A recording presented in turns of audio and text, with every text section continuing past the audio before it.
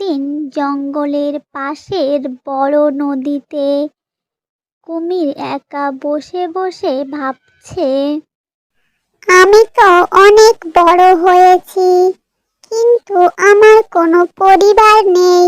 এখন আমার বিয়ে করা দরকার।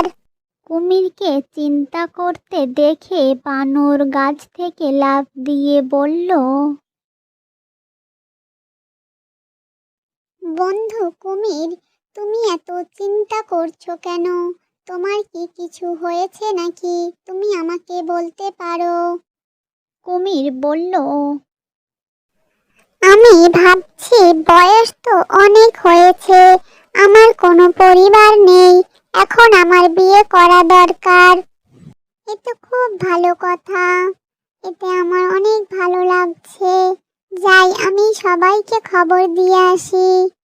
এরপর বানর জঙ্গলের ওই দিকে চলে গেল জঙ্গলের সকল প্রাণীদেরকে বলতে, শোনো সবাই শোনো, আমাদের জঙ্গলের কুমির এখন বিয়ে করবে বলে সিদ্ধান্ত নিয়েছে। কথা শুনে জঙ্গলের সব প্রাণী খুব খুশি হলো।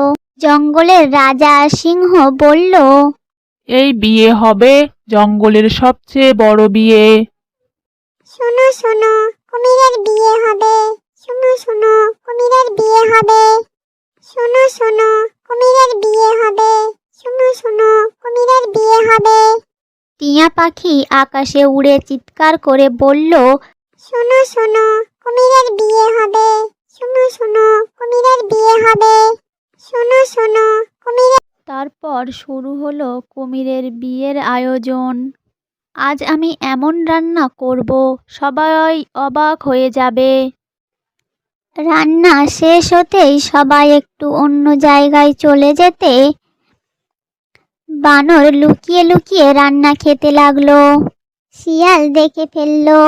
শিয়াল দেখে বলল, এই আমার রান্না কে খাচ্ছে? এই আমার রান্না কে খাচ্ছে? আমি তো শুধু স্বাদ দেখছিলাম। তারপর কুমির আর কুমিরের বিয়ে হয়ে গেল। সব প্রাণী নাচতে লাগলো।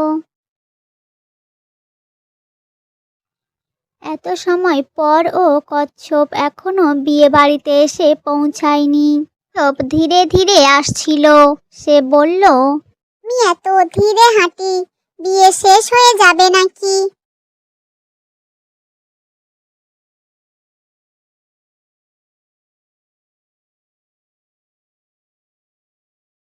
এত সময় পর কচ্ছপ এসে বলল, বিয়ে তো হয়েই গেল, কিন্তু খাবার আমার জন্য আছে না শেষ হয়ে গেছে। এ কথা শুনে সবাই হাসাহাসি শুরু করলো। বিয়ের পর সবাই মিলে বড় ভোজ করলো।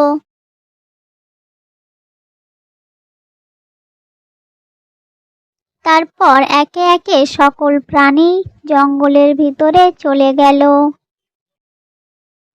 কুমির আর কুমিরীর সুখে শান্তিতে নদীর পাড়ে থাকতে লাগলো। এভাবে কেটে যায় বেশ কিছুটা দিন। হঠাৎ একদিন বানর বলে, শোনো সবাই শোনো, আমাদের বন্ধু কুমিরের ঘরে নতুন সদস্য এসেছে।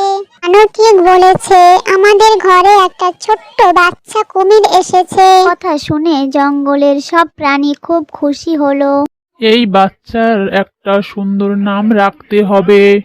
অনেক ভাবার পরে সবাই মিলে নাম রাখলো ছোট্ট রাজা।